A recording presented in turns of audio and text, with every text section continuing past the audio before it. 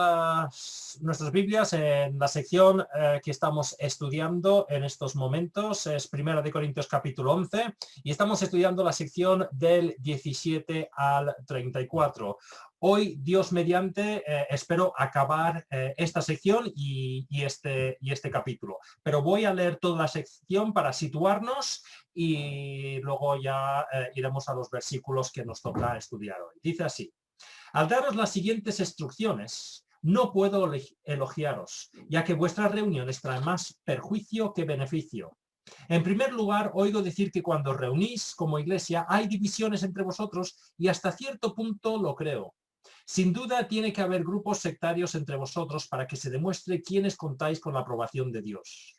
De hecho, cuando os reunís, ya no es para comer la cena del Señor, porque cada uno se adelanta a comer su propia cena, de manera que unos os quedáis con hambre, mientras otros os emborracháis. ¿Acaso no tenéis casas donde comer y beber? ¿O es que menospreciáis a la iglesia de Dios y queréis avergonzar a los que no tienen nada? ¿Qué os diré? ¿Voy a elogiaros por esto? Claro que no. Yo recibí del Señor lo mismo que os transmití a vosotros, que el Señor Jesús, la noche que fue traicionado, tomó pan y después de dar gracias lo partió y dijo: este pan es mi cuerpo que por vosotros entrego. Haced esto en memoria de mí. De la misma manera, después de cenar, tomó la copa y dijo: esta copa es el nuevo pacto de mi sangre. Haced esto cada vez que bebáis de ella en memoria de mí. Porque cada vez que coméis este pan y bebéis de esta copa, proclamáis la muerte del Señor hasta que Él venga. Por lo tanto, cualquiera que coma el pan o beba de la copa del Señor de manera indigna, será culpable de pecar contra el cuerpo y la sangre del Señor. Así que cada uno debe examinarse a sí mismo antes de comer el pan y beber de la copa, porque el que come y bebe sin discernir el cuerpo, come y bebe su propia condena.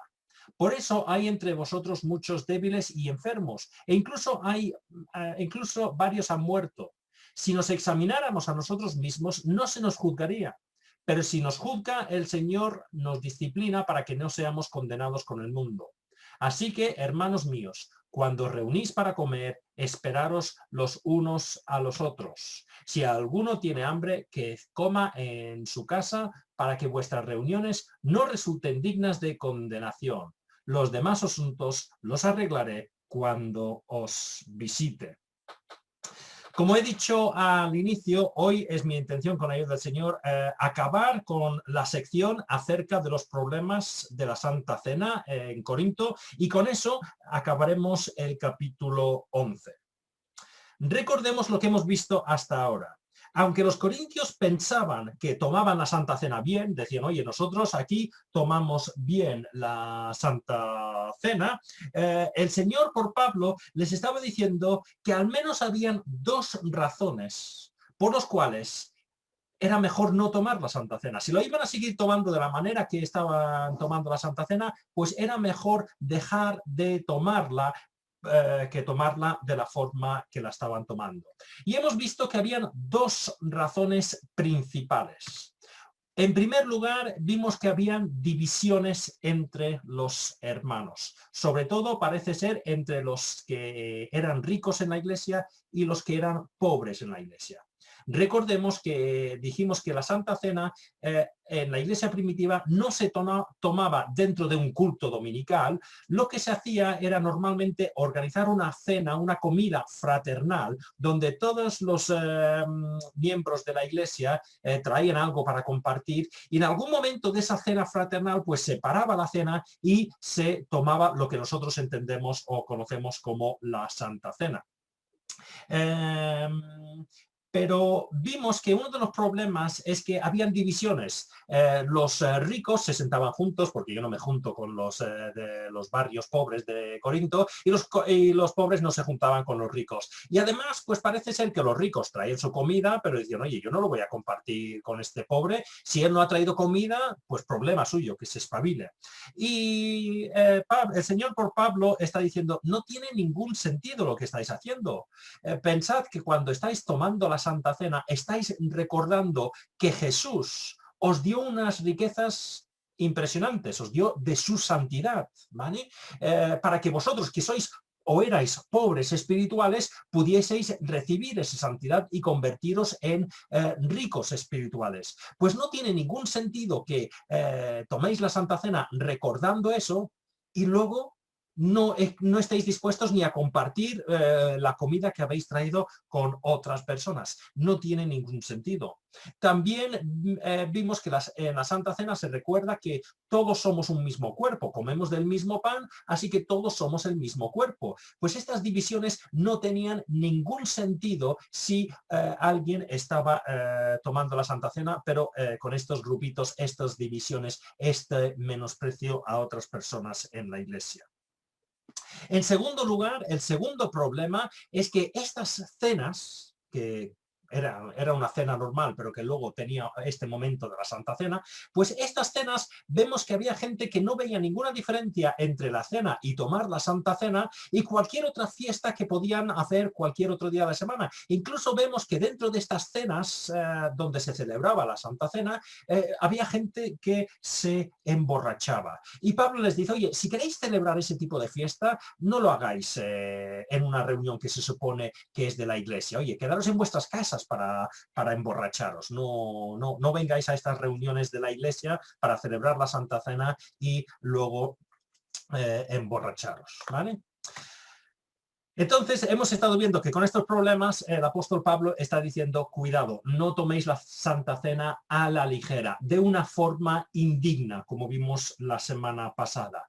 Pero dijimos que tomar la Santa Cena de una forma indigna no significa que teníamos que ser perfectos, ¿vale? Para tomar la Santa Cena. No es que significa que, oye, he tenido que, si me he portado perfectamente bien durante la semana, puedo tomar la Santa Cena el fin de semana. No.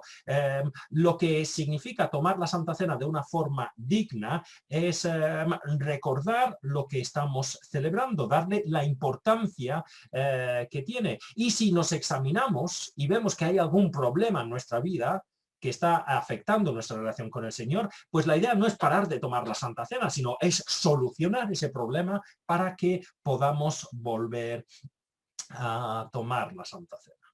Pero como hemos dicho, hoy vamos a concluir con, la semana pasada llegamos hasta el versículo 28, hoy vamos a concluir con los últimos versículos, del 29 al 34, donde el apóstol Pablo va a dar unas advertencias a los que no le siguen estos consejos, a los que van a seguir, oye, pues yo, Pablo, no estoy de acuerdo con lo que dices, yo voy a seguir haciendo diferencia de personas, voy a mantenerme en estas divisiones, voy a continuar emborrachándome, pues el apóstol Pablo dice hay unas consecuencias importantes y graves.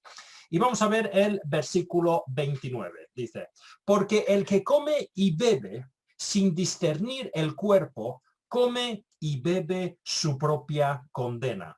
No vamos a entrar mucho en detalle en este versículo 29 porque realmente está repitiendo la misma idea que vimos en el versículo 27. Vimos en el versículo 27 la semana pasada, por lo tanto, cualquiera que coma el pan o beba de la copa del Señor de manera indigna será culpable de pecar contra el cuerpo y la sangre del Señor, ¿vale? No podemos beber o tomar la Santa Cena sin discernir el cuerpo o tomarlo de una forma indigna. Y como dijimos, no estamos hablando de la perfección, sino estamos hablando de darnos cuenta de lo que estamos haciendo y darle la importancia que debe tener.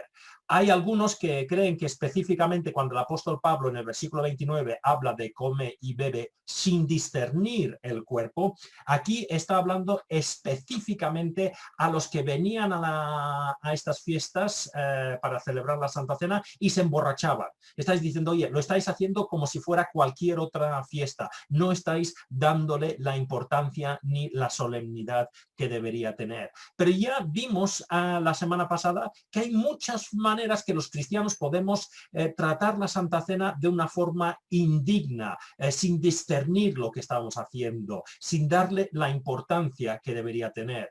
Y vimos tres, básicamente.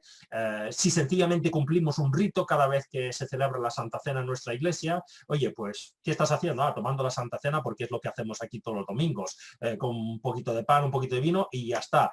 pues si lo estamos haciendo de esa forma, pues no lo estamos haciendo de una forma digna, no le estamos dando la importancia que se merece a la Santa Cena. También dijimos que si no estamos recordando el gran amor que Jesús mostró por cada uno de nosotros y recordando que Jesús es Dios, que Él no tenía ninguna obligación de morir por nosotros en la cruz, pues si no estamos recordando el gran amor del Señor mientras estamos tomando la Santa Cena y sencillamente tomamos un trozo de pan y un poquito de vino, pues no le estamos dando la importancia que merece.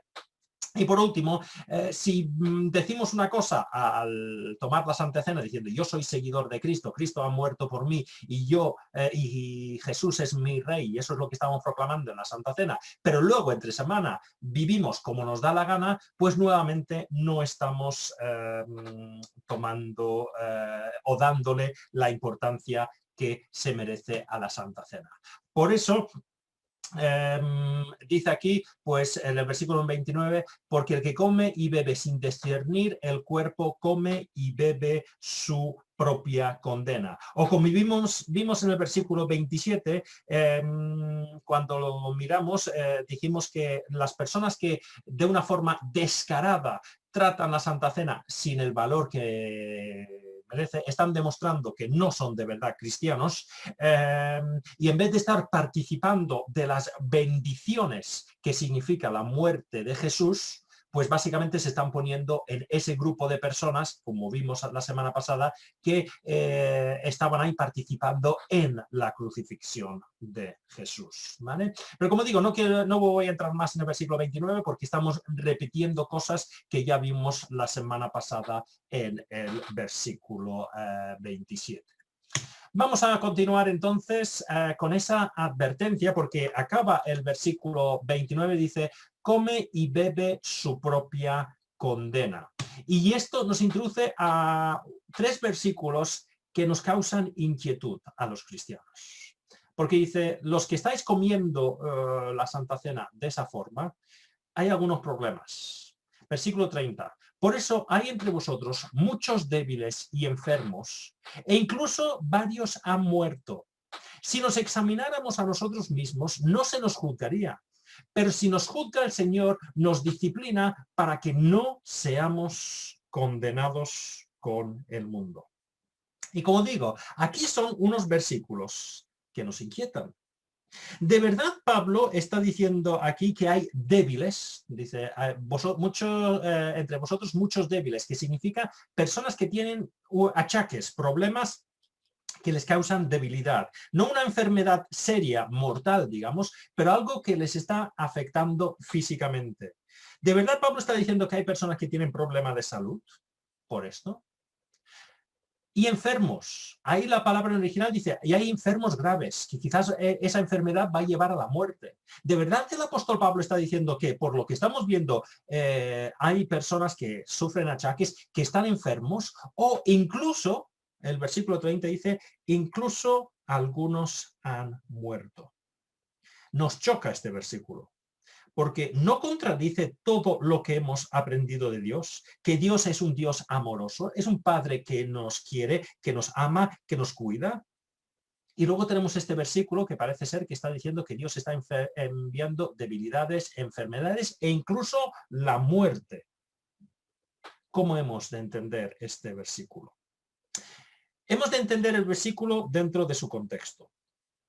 Es verdad que en la iglesia de Corinto, igual que en cualquier otra iglesia, había personas que se reunían que no eran cristianas. Esto ya lo hemos visto varias veces en este libro e incluso en este mismo capítulo. Primera de Corintios 11, 19, vimos cuando estudiamos este versículo, dice, sin duda tiene que haber grupos sectarios entre vosotros para que se demuestre quiénes contáis con la aprobación de Dios. Está diciendo, y cuando vimos este versículo vemos que estos grupos sectarios eran personas no cristianas que venían a la iglesia sencillamente para causar problemas.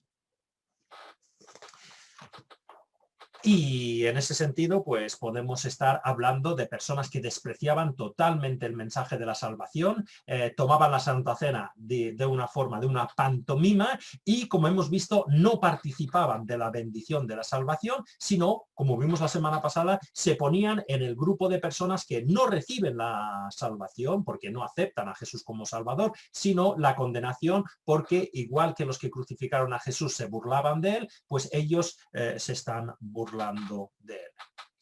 Es verdad que habían personas así en la iglesia de Corinto, pero cuidado, no hemos de pensar que a pesar de todo lo malo que vemos en Corinto, y hemos visto cosas que hay muchos problemas en esta iglesia, no solamente estoy hablando de la Santa Cena y los problemas que hay con la Santa Cena, estábamos hablando de muchas otras cosas durante estos 11 capítulos. Pero a pesar de todas esas dificultades, no caigamos en el error de pensar, la iglesia de Corinto es que no habían cristianos, es que no era iglesia, no era nada. No, no, no, no. Incluso todo lo contrario. Pablo muchas veces deja claro en la carta que considera que la mayoría de las personas que van a leer esta carta son cristianas, son personas que él llama hermanos. Ya lo vimos al principio de la carta, 1 Corintios capítulo 1 y el versículo 2. Dice, a la iglesia de Dios que está en Corinto, a los que han sido santificados en Cristo Jesús y llamados a ser su santo pueblo, junto a todos los que en todas partes invocan el nombre de nuestro Señor Jesucristo, Señor de ellos y Señor de nosotros.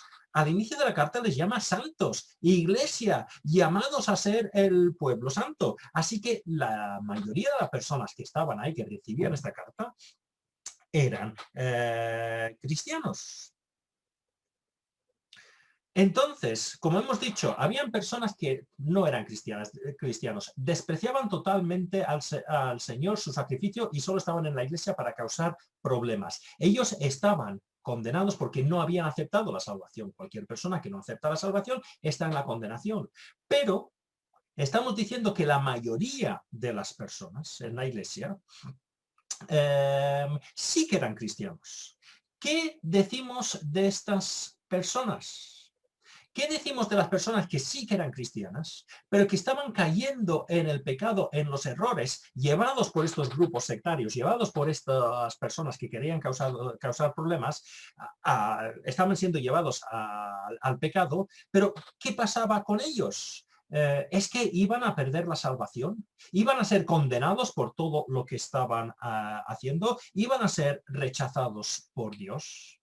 Pues estos versículos del 30 al 32 van dirigidos a estas personas, a personas cristianas que tienen la salvación, pero que estaban yendo por un camino incorrecto. ¿Y qué nos dice estos versículos? Pues en primer lugar, dice, pero por eso hay entre vosotros muchos débiles y enfermos, e incluso varios han muerto. Y en primer lugar, y como digo, estos versículos están hablando a los creyentes, aunque no nos guste la interpretación, el versículo 30 es claro. Algunas de las dificultades por las cuales estaban pasando los corintios eran a causa del pecado. No podemos interpretar este versículo de otra forma. Pablo lo deja claro. Por eso, por todo lo que acabo de decir antes, entre vosotros tenéis problemas de debilidad, de enfermedad, e incluso algunos han muerto. Ahora, al estudiar este versículo, hay que tener en cuenta algunas cosas. Porque si no interpretamos versículos así con el resto de la Biblia, podemos caer en uno de dos extremos. El primer extremo en el que caemos los cristianos, o podemos caer los cristianos, es pensar que cualquier dificultad indica que hay pecado en nuestra vida, o normalmente lo que hacemos es señalar al otro. Oye, ese tiene dificultad, así que seguro que tiene algún pecado. Y el versículo 30 de Corintios me da la razón, lo dice eso. Pablo le dice que hay problemas en Corinto porque son pecadores. Pues si esta persona tiene problemas, será porque tiene algún pecado en su vida. Pero como digo, antes de llegar a esta conclusión, hemos de mirar no solamente este versículo, sino lo que dice toda la Biblia. Mirando específicamente este versículo, hemos de recordar que Pablo llega a esta conclusión porque está siendo inspirado por Dios. No es una conclusión que él piensa, sino está siendo inspirado por Dios. Dios es el que está redactando realmente esta carta. Por revelación divina, él sabía que estos problemas de debilidad, enfermedad e incluso muerte eran a causa del pecado. Nosotros debemos tener cuidado porque no tenemos esa revelación directa de Dios cuando llegamos a estas conclusiones. Así que tengamos cuidado, ¿vale? Pablo está siendo aquí inspirado y sabía por la revelación directa de Dios que estos problemas venían a causa del pecado. Pero hay otra segunda cosa que debemos tener en cuenta, y ahora no solamente miramos este versículo, sino miramos toda la Biblia. La Biblia nos advierte de tener cuidado de condenar a personas que lo están pasando mal y decir, eso será porque tienen algún pecado, que somos muy dados a eso. Vemos que el libro por excelencia que trata el sufrimiento, el libro de Job, Job vemos que pierde sus posesiones, sus seres queridos, su salud, y vienen sus amigos y le dicen, oye, si estás sufriendo tanto es porque tienes algún pecado. Tú parecerás muy buena persona, pero si estás sufriendo tanto, será que tienes algún pecado. Pero miremos lo que dice Dios al final del libro de Job a estos amigos suyos. Job 42 y el versículo 7, dice Dios, después de haberle dicho todo esto a Job, el Señor se dirigió a Elifaz de Temán y dijo, estoy muy irritado contigo y con tus dos amigos, porque a diferencia de mi siervo Job, lo que vosotros habéis dicho de mí no es verdad, ¿vale? Así que tengamos cuidado. La Biblia nos advierte, cuidado de mirar al otro y decir, este lo está pasando porque alguna cosa ha hecho mal y el Señor le está castigando. También tenemos el caso de Jesús en Lucas. Lucas capítulo 13 y los primeros 5 versículos. Algunos se acercan a Jesús y le preguntan acerca de un grupo de personas que murió de una forma bastante terrible. Dice así Lucas capítulo 13. En aquella ocasión, versículo 1, algunos que habían llegado contaron a Jesús cómo Pilato había dado muerte a unos galileos cuando ellos ofrecían sus sacrificios, ¿vale? Habían sido matados, no sabemos la razón por la cual, pero habían sido matados por Pilato cuando estaban haciendo sus sacrificios. Y Jesús les respondió, ¿pensáis que esos galileos, por haber sufrido así, eran más pecadores que todos los demás? Os digo que no. De la misma manera, todos vosotros pereceréis a menos que os arrepintáis. ¿O pensáis que aquellos 18 que fueron aplastados por la torre de Siloé eran más culpables que todos los demás habitantes de Jerusalén? Parece ser que hubo un desastre donde una torre cayó sobre 18 personas y murieron. Os digo que no, de la misma manera todos vosotros pereceréis a menos que os arrepintáis. Así que Jesús está diciendo, oye, no vayáis por ahí diciendo, uy, esta gente era muy mala y por eso les ha pasado eso. Dice, oye, al fin y al cabo os pasará lo mismo a vosotros, moriréis eternamente si no os arrepentís. Entonces, tengamos cuidado con esto de problema que tiene alguien, pecado que tiene. Dios le está castigando. Vemos también que hay muchos personajes en la Biblia que sufren dificultades no por tener pecado, sino precisamente por obedecer a Dios. Vemos que el mismo apóstol Pablo sufrió mucho durante su vida, encarcelamiento, azotes, naufragio y finalmente fue ejecutado. ¿Por qué? ¿Porque era mala persona y Dios le estaba castigando? No, porque obedecía a Dios. También sabemos por la Biblia que otras veces Dios envía pruebas, no porque estemos en pecado, sino para fortalecer nuestra fe, enseñarnos alguna cosa. El apóstol Pablo también, no lo vamos a leer, pero si vamos a Segunda de Corintios, la siguiente carta, vemos que Pablo habla del aguijón en la carne, tiene algún problema que le causa dolor, dificultad, pero admite que Dios lo está permitiendo para que él siga confiando totalmente en el Señor y que no se le suban los humos por todo lo que el Señor está haciendo a través de él. Pablo no estaba en pecado, pero reconocía que ese aguijón, ese problema, le estaba enseñando, le estaba fortaleciendo. ¿vale? Así que, primer extremo, cuidado con coger el versículo 30 y llegar a la conclusión. Cualquier problema que hay en mi vida o normalmente en la vida de uno de mis hermanos indica que hay un pecado. Pero tengamos cuidado con el otro extremo, ¿vale? Hemos de darnos cuenta que el pecado tiene consecuencias. Lo estamos viendo en este versículo 30. Las dificultades aquí, los problemas, venían a consecuencia del pecado. Y es también una verdad bíblica, que no vemos solamente aquí, sino en toda la Biblia, que el pecado trae consecuencias. Si fuéramos al libro de de Josué, veríamos que cuando Israel está conquistando la tierra prometida, llega un pueblecito que se llama Ai, un pueblecito pequeñito, y dice, bueno, esto será fácil conquistarlo, porque ya hemos conquistado ciudades grandes antes. Esto lo conquistamos en 5 minutos. Y resulta que en la batalla son derrotados por este pueblo pequeñito. Y luego se dan cuenta y el Señor les muestra y dice, habéis sido derrotados porque hay un problema de pecado en Israel y tenéis que solucionar ese problema antes de continuar hacia adelante. Como digo, la Biblia deja claro que sí, el pecado tiene consecuencias. Entonces, esto nos lleva a la pregunta, oye, ¿qué hemos de hacer? Si Michael has dicho que pueden venir dificultades y no tenga nada que ver con ningún pecado que tenemos, pero también estás diciendo que pueden haber problemas en nuestras vidas a consecuencia del pecado, ¿qué hemos de hacer? ¿Cómo sabemos si un problema viene por algo que estoy haciendo mal o sencillamente estoy haciendo las cosas bien y estoy siendo atacado? Pues la respuesta la encontramos en el siguiente versículo de Corintios. Primera de Corintios 11 y el versículo 31. Si nos examináramos a nosotros mismos, no se nos juzgaría. Hemos de examinarnos. Lo que debemos hacer ante un problema es mirar lo que está pasando y en oración, guiado por el Señor, preguntarnos si Dios nos está intentando mostrar que hay algo en nuestra vida que no es conforme a su voluntad y necesita ser cambiado, o todo va bien y sencillamente el Señor nos está aprobando o estamos siendo atacados sencillamente por hacer la voluntad del Señor. Pero tengamos una cosa en cuenta. En primer lugar, vamos a mirar la palabra examináramos, pero vamos a mirar dos ideas. En primer lugar, está diciendo examinémonos. No dice examinad al otro.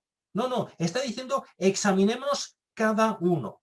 Como he dicho, los cristianos y todos los seres humanos y también los cristianos somos dados a ser como los amigos de Job y examinar al otro. Mira lo que le pasa a este. Por alguna razón será. Algo tendrá escondido si tiene este problema. Pero este versículo no me está diciendo, Michael, examina la vida de los demás para ver qué les está pasando y si eso es consecuencia de un pecado. Está diciendo, Michael, examínate a ti y mira si alguna dificultad que estás teniendo está causado por una cosa que no es conforme a la voluntad de Dios en tu vida. Y eso lo vemos también en Lucas capítulo 13. Si volvemos a estos primeros 5 versículos, Jesús no dice que los que murieron eran inocentes. No. Él dice, oye, todos sois culpables. Todos los que habéis caído en el pecado sois culpables. La enseñanza de Lucas capítulo 13 no es decir, no, todo va a maravilla, sino miraros a vosotros mismos. Mirad que vosotros sois pecadores también. Y si no os arrepentís, acabaréis igual que los de Galilea y los que se le cayó la torre encima. Así que, en primer lugar, examinémonos a nosotros mismos, de rodillas delante del Señor. Oye, Señor, guíame. Esto que me está pasando es porque hay algo en mi vida que no es conforme a tu voluntad. Y con oración y humildad el Señor nos mostrará y dirá, sí, Michael, es que tienes que cambiar esto, o no, Michael, lo estás haciendo bien, pero estás siendo atacado por obedecer lo que te estoy diciendo o te estoy probando para fortalecerte. En segundo lugar, la palabra examinar, no solamente hemos de decir examinémonos, la palabra examinar significa investigar en profundidad. Significa mirar algo y luego tomar la decisión. Significa investigar bien. Y como digo, muchas veces los cristianos no hacemos eso. Yo conocí a una persona cristiana que se metía en cada berenjenal, siempre tenía problemas. Y cuando se metía en el berenjenal y tenía problemas, siempre decía, es que Satanás me está atacando. Es que mira lo que me está haciendo Satanás otra vez. Y yo siempre pensaba, hombre, tampoco se lo estás poniendo muy difícil. ¿Vale? Es que si saltamos a la fosa de los leones, luego no dices, es que el león me ha mordido. Pues es que el león tampoco ha tenido que hacer mucho, tú te has puesto ahí. Y muchas veces somos dados los cristianos en mayor o menor manera de decir, cuando tenemos un problema, bueno, es que Satanás me está atacando. Pero, como digo, algunas veces quizás es que Satanás no está haciendo casi nada del trabajo, porque nosotros ya nos metemos ahí. Examinémonos. No digo que los problemas no pueden venir por otros problemas, pero antes de llegar a esa conclusión, antes de decir, es que yo soy buen creyente y esto es porque yo soy muy buen creyente y se me está atacando, arrodillémonos y examinemos bien y digamos, oye, Señor, a ver si hay algo en mi vida que necesita ser cambiado. Eso es lo que significa examinarnos. Y el momento que nos examinemos con humildad, pues sabremos si hay algo que hay que cambiar en nuestra vida o sencillamente el Señor nos está probando, nos está fortaleciendo o por nuestra obediencia a lo que está diciendo el Señor estamos siendo atacados. Ahora, si no hacemos esto, versículo 31, si nos examináramos a nosotros mismos, no se nos juzgaría. Pero si no, versículo 32, si no lo hacemos. Seguimos, mira, yo paso de lo que me dice Pablo, yo voy a seguir así. Pues si no nos examinamos, nos juzgará el Señor. Pero si nos juzga el Señor, me está diciendo, si nosotros no nos examinamos, seremos juzgados y seremos juzgados por el Señor. Pero es importante tener esto en cuenta. Nos disciplina para que no seamos condenados por el mundo. Recordemos lo que estamos diciendo. Estas palabras van dirigidas a cristianos. Cuando habla aquí del juicio, no está hablando de la condenación, sino está hablando de la disciplina. El propósito de Dios con estos problemas que estaban llegando a los corintios es asegurar la salvación de los corintios. Dios no ha enviado estos problemas en un arrebato de ira y odio para hacer daño a los corintios. No dice, ya estoy harto de vosotros, venga, que os parta un rayo, tengáis estos problemas que ya me tenéis harto. No, no, no. Dios ha enviado estos problemas porque les ama. Y como cualquier padre amoroso, algunas veces tiene que disciplinarnos para que no nos hagamos un daño mayor. Hebreos capítulo 12 y los versículos del 5 al 6, leemos lo siguiente. Y ya habéis olvidado por completo las palabras de aliento que como a hijos se os dirigen. Hijo mío, no tomes a la ligera la disciplina del Señor, ni te desanimes cuando te reprenda, porque el Señor disciplina a los que ama y azota a todo el que recibe como hijo. Dios nos ama, no envía cosas para decir, bueno, mira, Michael, a ver si te hago mucho daño, porque ya estoy harto de ti. No, no, no. Cuando envía estas dificultades, estos problemas, lo hace con amor para solucionar un problema.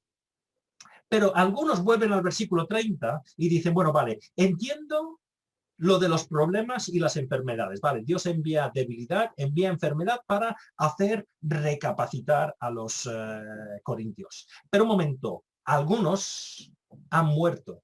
Dice claramente que algunos han muerto. Y lo siento, Michael, eso no es disciplina, eso no es amor, eso es condenación pura y dura.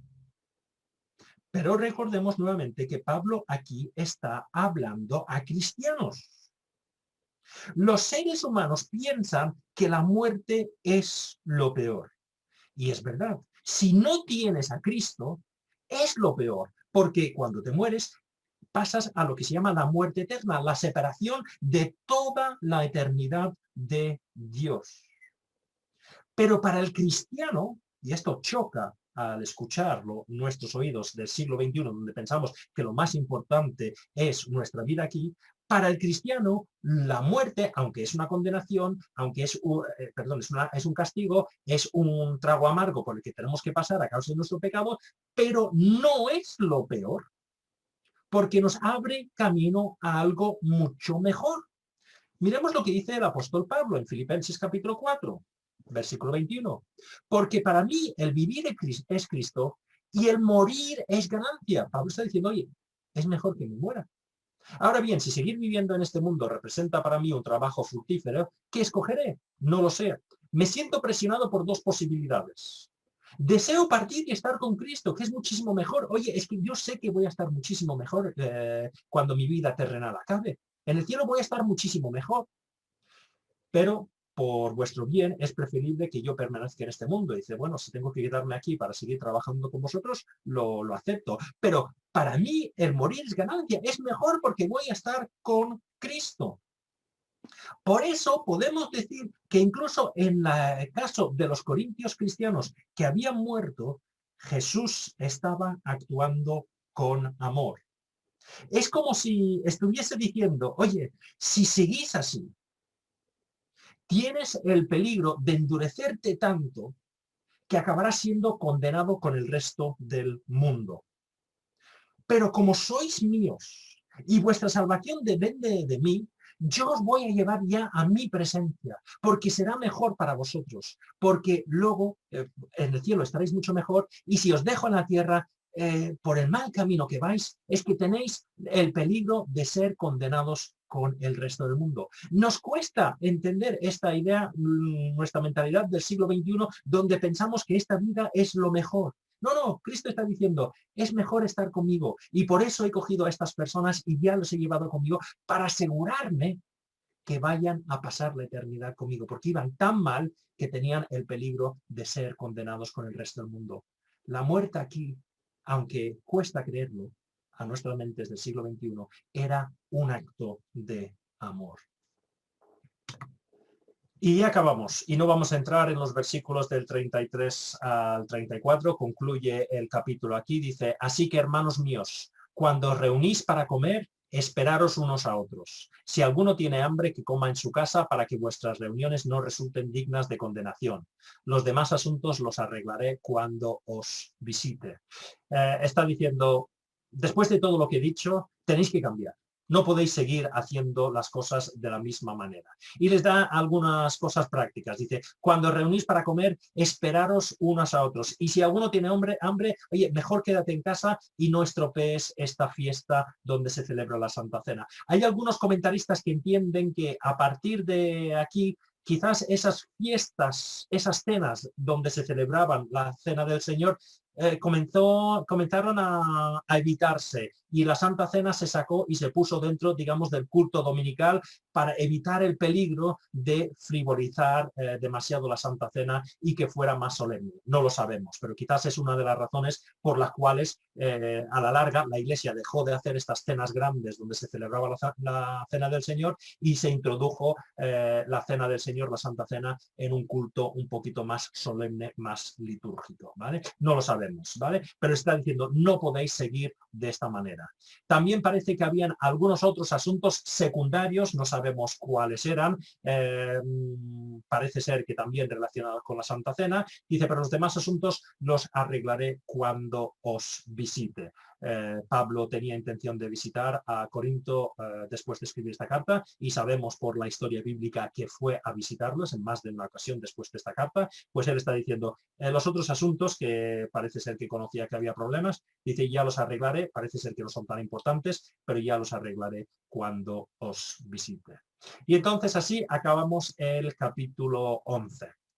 Hemos visto en este capítulo que estamos hablando de problemas en el culto. Vimos el problema de cómo debemos ir vestidos en el culto. Ahora hemos ido viendo el problema de tomar la Santa Cena a la ligera y todas las enseñanzas que hemos sacado en las últimas 3 o 4 semanas con este tema. Y aunque tenemos culto la semana que viene, será solamente de oración, como siempre hacemos el último viernes de mes. Ya acabamos el capítulo 11, acabamos la sección del problemas con la Santa Cena, pero no acabamos con la sección de problemas en el culto. Cuando volvamos, Dios mediante, después de las vacaciones, entraremos en otros problemas que había en el culto, en el tema de los dones en la iglesia, en el tema de las divisiones nuevamente entre los hermanos en la iglesia, y ya trataremos pues esos temas que también tienen su importancia.